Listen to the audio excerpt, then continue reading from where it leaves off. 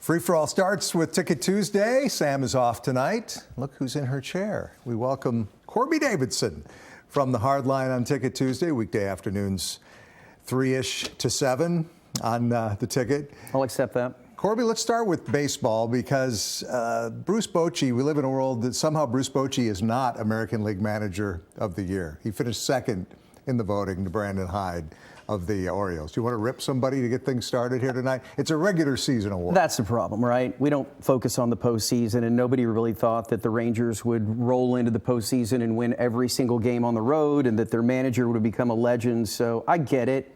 But why don't they announce this before the postseason starts?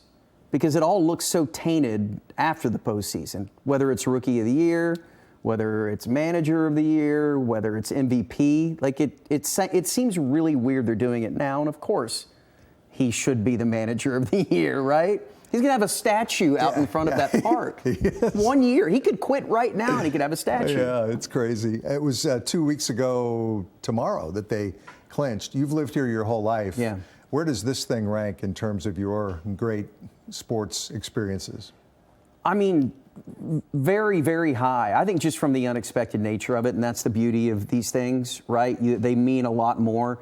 When the Cowboys were really, really rolling and things were, Super Bowls were flying off the shelf, it was great, but it was an expected thing. And because of what happened in 2011, most people around here thought it would never happen, me included. Never.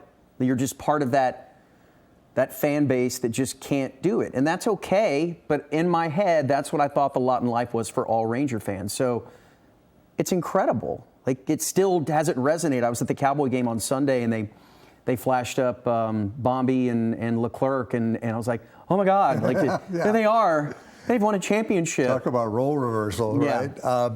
So you go from the Rangers being an afterthought to wondering, hey, are the Rangers going to get Ohtani? So I'll ask you, hey, are the Rangers going to get Ohtani? I mean, I doubt it. I think it's the Dodgers that'll probably end up with him, but they're in the mix, which I don't know if they would have been in the mix had this year not happened, right? I mean, it says sources say that Ohtani said he likes the Rangers, and it's like, oh my God, he likes the Rangers? And Ohtani likes the team that just won the World Series. Yeah. He knows who, but in my little Ranger head from 1975, that would be like Reggie Jackson saying that, where I was convinced that Reggie Jackson didn't even know the Rangers existed. Like they were a team he had to go play in Arlington that he wasn't sure of the name of, And so, right. But Ohtani, like he knows the Rangers. So yeah, it's cool.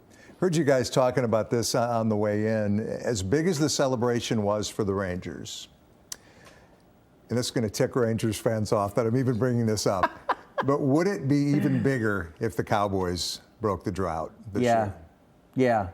Like, we were having that discussion a little bit earlier today about, because whether you're at the stores that are selling all the merchandise or whether you're, out in the public or you're watching TV and you see a commercial with a player, like, imagine all of that amped up by 1,000. And as great as the Rangers story is, we know who runs this town. Right? I mean, it's very, very clear. And so if they could get that done, it would, I don't even know if the town can handle it right now. Here's my thing. The Cowboys have a wider fan base. Sure. I mean, there's no doubt. I'm not sure it would necessarily be bigger. I suppose it would, but it would be different. It would just have a different feel about it, maybe more of an all-encompassing feel, although the Rangers were a big deal in a more massive sense than I ever imagined they could be. So in 2011, the aforementioned year, the Mavericks won it all, and then what was that, 5-6 months later, the Rangers were one strike away twice. And so we lose sight of that. They were really close to winning back-to-back championships, right. and it was so demoralizing for everybody that nobody really focused on that or talked about it. But yeah, I mean, if this town could somehow pull off, and you know what? I mean, I don't think it's going to happen for the Mavericks, and it might happen for the Stars. Stars might be closer than anybody else. Yeah, they're really good. But yeah, if the Cowboys could do it, then the place explodes. Speaking of the Cowboys, big story today, the possible end of Leighton Vander Esch's career, the 27-year-old linebacker out for the year now. It was confirmed today with his latest neck injury. Yeah. Spinal stenosis. He was diagnosed with that several years ago. Again, 27 years old.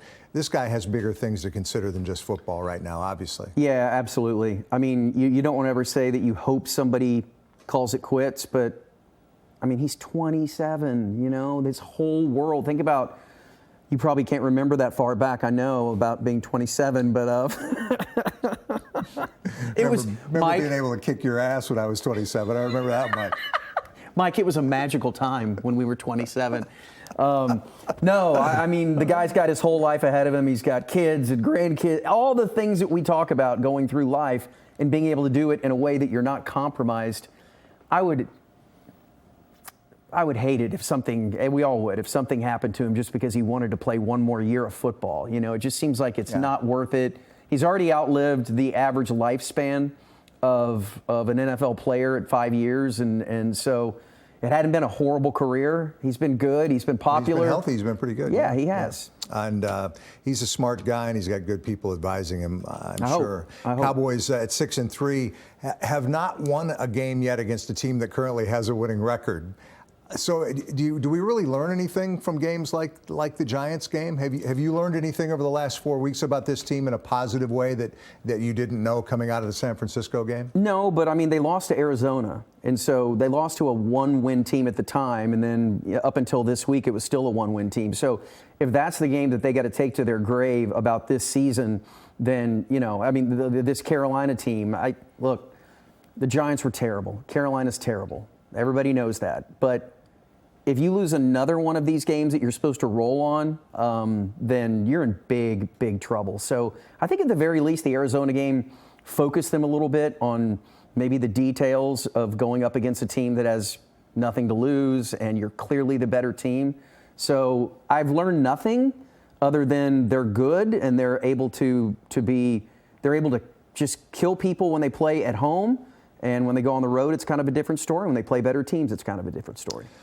College football, before we let you go here, of course, the Aggies looking for a new head coach. Deion's name has been mentioned. Here's what Primetime had to say today in Colorado about the possibility of going to A&M. I want to win. I want to win a game. So you think I really do sit down and think about that kind of stuff? Like what strikes me about that, about myself, that you guys really think I sit down and say, yeah, Stevie, yeah. Like, come on, I'm good. I'm here.